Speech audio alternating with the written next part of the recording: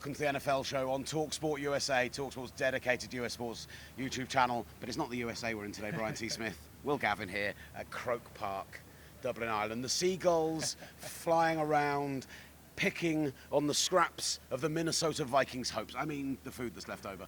That we saw a sensational game today. The Pittsburgh Steelers 24, the Minnesota Vikings 21. But before we get into the game, Brian, talk to me about, you got into Dublin yesterday, the last 36 hours, and what we saw in the stadium today. Aaron Rodgers said it perfectly. Well, the Guinness was good, and he joked that he enjoyed it so much that he wants to go hit the pubs after. And then a reporter was like, "Really?" And he's like, "No, man, I gotta get on a flight and be professional and go back to Pittsburgh to try to win the Super Bowl." But the fact that T.J. Watt is sitting on the podium praising Dublin, that Aaron Rodgers praised Dublin and said 100% the NFL needs to be back here and have another game. The vibe from the fans, seeing the scenes outside of Croke Park and everybody cheering and chanting, to me, and this is my third year in London, my second plus year working for talkSPORT, going to international games, on and on and on. This was by far the best that I have been to, and this was a pivotal game, it felt like, for the NFL international movement. Roger Goodell teased that they're going to go to Asia. Australia's up next. But if you're going to take that next big step, you have to get these games right. And they got this game right. They were helped out in the end that it was a fantastic finish. It could have been a blowout. Aaron Rodgers played really good football, good defense, good offense overall, 4 quarters, but the fans got it. Nobody left. A lot of passion in Dublin, and I just think the NFL absolutely nailed a very, very important game for the league and its international expansion. Not that I want to get the man in trouble, but Patrick Queen, when we interviewed him down in the locker room, said, "I might get in trouble for this, but I think it was louder here than in Acrisure." And I don't know if it's because of the roof and the way that Croke Park is set up, and I've covered a billion college games and high school games, on and on. This was one of the loudest football games, American football games, I have ever been to. My ears are ringing. I'm getting too old for that, by the way. Listen to this. I've got to do 3 more games in the next 3 weeks. I'd go on vocal rest for the next 4 days. The crowd did My not wife couldn't be happier. The crowd Producer Tom behind the camera pumping his fist.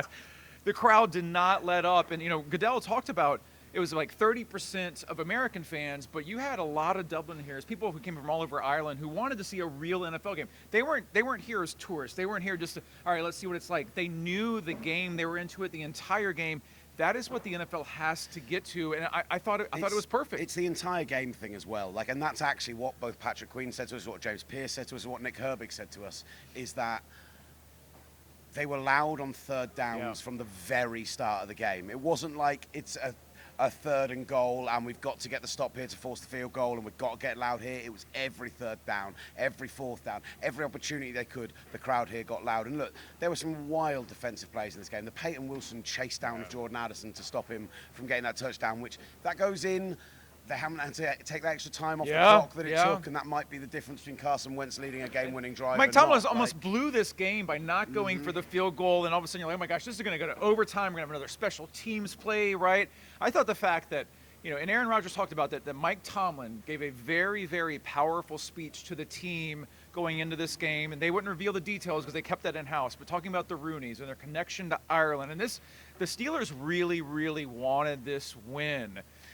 It's interesting, on that point of the Rooneys, Connor Haywood and at least 2 of the other players we spoke to, like without prompting, said how massive it was to win in Dublin for the team and for the Rooneys. Like, that was clearly whatever Tomlin said. And the last 24 hours, 48 hours, everyone that's asked us make a pick for the game, I've almost always exclusively said, look, I think the Vikings defense is the best unit in this game, so I expect it to be the reason that the Vikings win. But there's just a feeling in this city, a sense that, like, maybe they could do something. And look, the Steelers' game plan, from all that 12, 13, and 14 personnel they ran, they went big up front. That stopped and negated what Brian Flores was doing. And I think a disappointing game from Flores' perspective that he didn't adjust particularly well to that. I agree with that. And then on the other side of the ball, they flew around, 6 sacks. They haven't been able to stop the run for Toffee, and today they stopped Jordan Mason until a 3rd quarter. He had a couple of big gains, but other than that, they were all over him. They were all over Carson Wentz. They put pressure on him all day long. The Vikings had the injuries on the offensive line, right? Ryan Kelly going out is tough. When you've got to bring Justin Skule in, not only who was bad the first 2 weeks, but he's playing right tackle now instead of left tackle. Like, we'll see what that injury is like to their right tackle. But we actually asked Nick Herbig, when you see those injuries happen, do you think Terrell Austin changes the game plan? Do you think he goes, right? Because they blitzed, they brought 5, they brought 6, and they just haven't done that recently, Pittsburgh. And I genuinely thought this was the best example of Steelers football we've seen, and a blueprint for the rest of their season if they're going to be a playoff team. That's what it comes down to for me, was seeing the Steelers defense, which in the first game against the Jets really struggled, right? This was what the Steelers have to have, because everyone can see, I mean, Aaron Rodgers can scramble for 15 yards, but he's not very mobile. I was very surprised that Flores at halftime wasn't able to figure out something to get to him more. Rodgers was doing a lot of quick release. He was connecting those receivers early, and that worked. He was almost perfect. He was 18 of 22 for 135 rating, 200 yards, but it's not like he lit it up, but he didn't make mistakes. And so for me, it was the Steelers' defense, Aaron Rodgers' efficiency, his professionalism, his experience, and then the fact that the irony, Carson Wentz was okay at times, but he was not good enough, Will. He sacked, I believe, 6 or 7 times, 2 interceptions. The irony for Kevin O'Connell and the Vikings to basically say, hey, Aaron Rodgers, thanks for your interest, but we're not interested. We're going to go with J.J. McCarthy. You end up with Carson Wentz, and in the end, the Vikings had the worst quarterback. The Steelers had a future Hall of Famer. It's no coincidence the Steelers held on to win this game. Really funny. Zach Frazier, we asked him about the incident, because let's call it that. It was that. If they'd gone on to lose that game, there would have been a lot of talk this week about Aaron Rodgers, Mike Tomlin, fights in the dressing room, everything else. Because right down here in front of us, Rodgers came away, he waved off Chris Boswell, he got in Mike Tomlin's face, and he said, we've got to go for this. Now, it's the wrong decision in the end because, you know, hindsight is 20/20. Kept him in the game, Kenneth Gainwell. But what they did was they went, right, we're going to trust the defense. Carson Wentz is going to have to go 99 yards in it was 1:07, I want to say, at that point.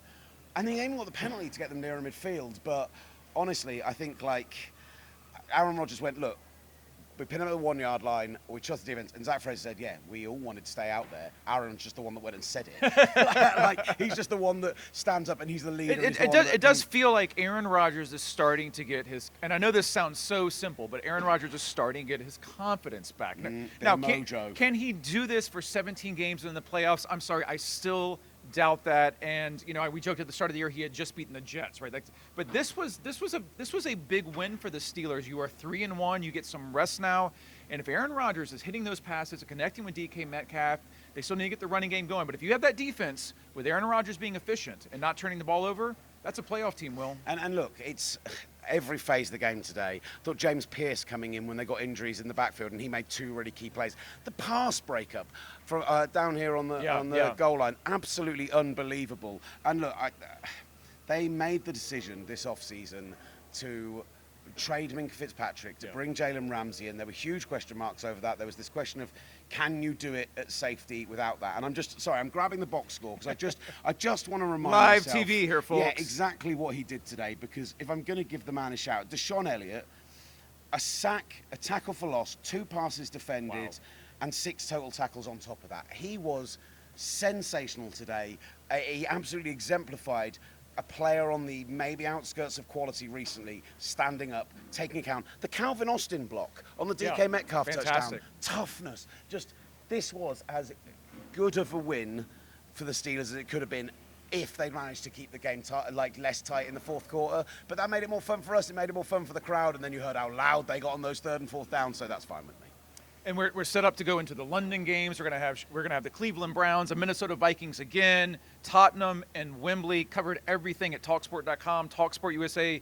Be sure, like, subscribe. We had the YouTube stream going. You had Greg Rosenthal and Simon Clancy, on and on and on. We continue to keep it going at talkSPORT, Will. And look, next week, just to mention that game, those injuries on the Vikings offensive line, that Browns defensive line with Myles Garrett and like the high draft pick this year who looked really good last week, and I just think, what if it's Carson Wentz versus Dylan Gabriel or Shedeur Sanders at Tottenham? Because that feels like what we might end up getting. And on the channel, watch our stuff from the locker room. You can watch the stream back. You can see, I'm sure there'll be highlights up because Tom Scholes is a legend and does all Producer that stuff Tom. as well. So yeah, thank you so much for watching, listening, enjoying. We'll be back here in Dublin, if not next year, the year after. The Guinness was good. In London all week. The Guinness was good, and it's going to be good because we're off.